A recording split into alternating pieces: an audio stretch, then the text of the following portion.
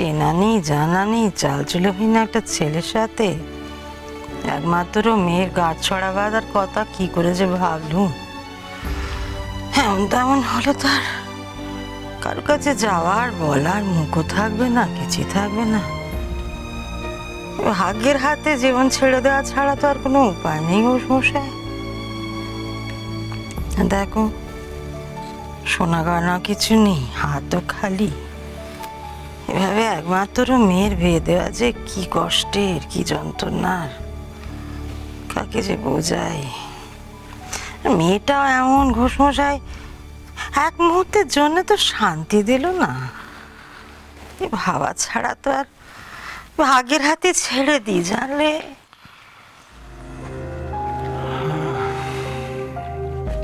এদিকে তোমার মেয়ে তো আবার ওই ছেলেকেই ভালোবেসে ফেলেছে, তাকে যেটা সে বিয়ে করবে না। না এমনি বুঝলে ছেলেটা শান্ত ভদ্র না, দেখে যা মনে হলো। তাছাড়া তোমার ছেলেরা এখন সব রোজগারে হয়েছে, নিশিতের দোকানটা তো খুলে গেল। তুমি চিন্তা করো না বুঝলে, ওই তোমার ছেলেরা মিলে না বোনের বিয়ে ঠিক করছে দেবে, দেখো। তেমন হলেই ভালো। তো যত চিনতে সোমাকে নিয়ে, বুঝদার যদি মেয়েটা হতো তবে তো কোনো চিন্তাই থাকতো না। চিন্তা? আবার কিসের চিন্তা? আরে দাদা, বিয়ের দিন অবধি ঠিক হয়ে গেছে। হ্যাঁ, এখন গেম পুরোপুরি আমাদের হাতে। যেমনটা চাইব ঠিক তেমনটা হবে। আরে না না, ওই উষসী ঘোষ প্রথম দিকে একটু ব্যাগড়া দিতে গিয়েছিলাম, কিন্তু তারপরে আর ট্যাপও করতে পারিনি। হ্যাঁ, বেচারি উষসী ঘোষ, খুব কষ্ট হচ্ছে ওনার কথা ভেবে, জানো। উনি বুঝতেও পারছেন না ওনার ননদের বিয়ে দিয়ে নিজের জন্য কি বিপদ ডেকে আনছে। এই গয়নাগুলো দিয়ে সোমাকে সাজিয়ে দেব, তাহলে মাকে আর চিন্তা করতে হবে না মেয়েকে কি গয়না দেবে ভেবে।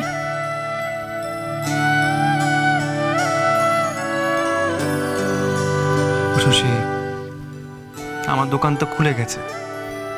তাছাড়া আজ বিকেলেই বড় কয়েকটা অর্ডার এসেছে। আশা করি সেখান থেকে ভালো কিছু টাকা পয়সা পাবো। ওটা দিয়ে আমি সব কিছু সামলে নিতে পারবো, বুঝলে। আরে বাবা, আমার একটা মাত্র বোনের বিয়ে, তাকে কিছু দেবো না তা আবার হয় নাকি? নিশিত, মায়ের গায়েও একটাও গয়না নেই। মাকে এভাবে কখনো আগে দেখিনি। আমি বলছিলাম যে মায়ের গায়ে গয়না তুলে দেওয়ার দায়িত্ব আমার, তুমি একদম চিন্তা করবে না। একমাত্র বোন বলে সব দিয়ে বিক্রি হয়ে যাবো? মামাবাড়ির আবদার? মামার বাড়ির কি আছে, মা বলেছে শাড়িগুলো দিতেই হবে, মিনিমাম 4-5টা দামি শাড়ি তো দিতেই হবে। না, খবরদার না। খবরদার না কি আছে? মা যখন বিকেলবেলা বলছে তখন বলতে পারতে, এখন পাঠ করছে। এই ওরকম করে ঠক করে মাথা নেড়ে দেবে, আমি কি করে জানবো? দেখো যখন বলেই ফেলেছি দিয়ে দেবো, অশান্তি করে তো লাভ নেই না। হ্যাঁ, তুমি শাড়ি দেবে? হ্যাঁ দেবো। শাড়ি দেবে? আমি দেবো। হ্যাঁ আমি দেবো। ঠিক আছে, আমি ব্যবস্থা করছি।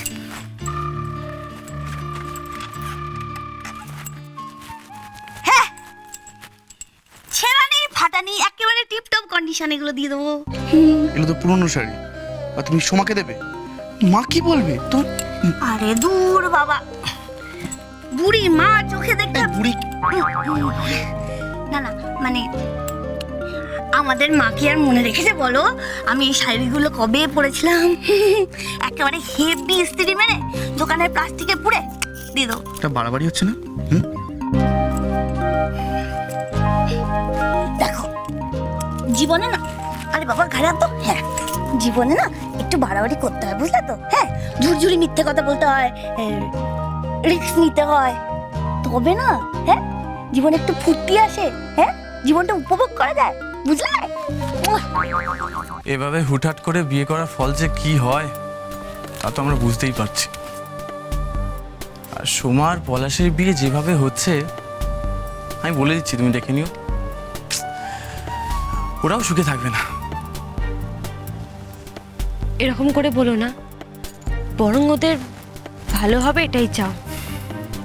হয়তো দেখবে ওরা খুব সুখী হবে, খুব ভালো থাকবে। ভালো থাকবে? দূর, ওরা কিভাবে থাকবে না থাকবে সেটা ভেবে আমি কি করব? আমি শুধু এটা জানি যে তুমি আমার সাথে সুখী নও। আসলে আমাদের বিয়েটাই যত নষ্টের গোড়া। কতবার চেষ্টা করেছিলাম তোমাকে বিয়ে না করে পালাতে, কোন দুঃখে যে ওই ভণ্ড সত্যাবলম্বীর খপ্পরে পড়লাম। আর ওই খপ্পর থেকে বাঁচার জন্য বড় বৌদির কাছে গিয়ে তোমাকে বিয়ে করার কথা বলেছিলাম। জানি না সেদিনকে যদি আমি ওভাবে বড় বৌদিকে না বলতাম, তাহলে হয়তো বড় বৌদি আমাদের বিয়েটা 7 তাড়াতাড়ি দিত না। তাহলে তোমার লাইফটাও অন্তত আমার সাথে জুড়তো না। বিয়ে তো ওপর থেকেই লেখা থাকে দেবল। আর উষসীকে আমি আমার দুর্ভাগ্যের জন্য দায়ী করি না, আমিই দায়ী। আর তাই আমার কপাল। আমার সাথে বিয়ে হওয়াটা তুমি দুর্ভাগ্য মনে করো? তুমিও তাই করো, ভেবে দেখো। সেই জন্যই তুমি উষসীকে একদম পছন্দ করো না। আসলে তুমি আমায় কখনো ভালোই বাসনি, শুধু ফুর্তি করতে চেয়েছিলে। একদম ঠিক বলেছো তুমি, ডায়না। সেই জন্যই তো তোমার কাছ থেকে মুক্তি খুঁজি। এত সহজে তুমি আমার থেকে মুক্তি পাবে না। আর যদি কোনোদিন মুক্তিই দিই, জানবে আর ফিরবো না। নিশিত, আমার না কিছু ভালো লাগছে না। তা ঠিক, বিয়েটা হঠাৎ করে ঠিক হয়ে গেল। আরে নিশিত, এই যে ছেলেটার ব্যাপারে কোনো খোঁজ খবর না নিয়ে বিয়েতে রাজি হয়ে গেল, এটা ঠিক করলো? মা, আমি খোঁজ নিয়ে দেখেছি, পলাশের এক দাদা ছাড়া আর আপনজন বলে কেউ নেই। উনিও নাকি কাজের সূত্রে বাইরে বাইরেই থাকেন। তো আসবে বিয়েতে? উনি বোধহয় আসতে পারবেন না বলছেন, তো চেষ্টা করবেন। মা, সেদিনকে একেবারে তাহলে ওদের রেজিস্ট্রির ব্যবস্থাটাও করে ফেলতে হবে। হ্যাঁ, সেই ভালো। তুমি তো বলো যে শৈশবদের বিয়ে নাকি এখন দরকার।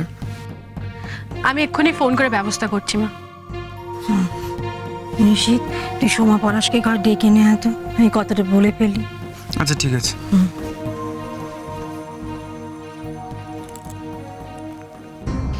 কি যে হবে কি জানে। তুমি দেখো ঠাকুর।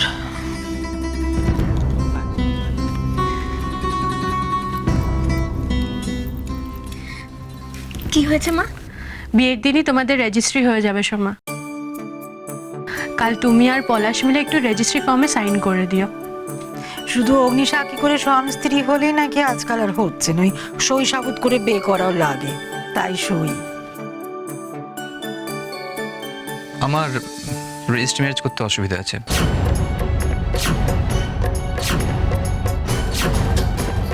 আমি কোথাও সাইন করতে পারবো না।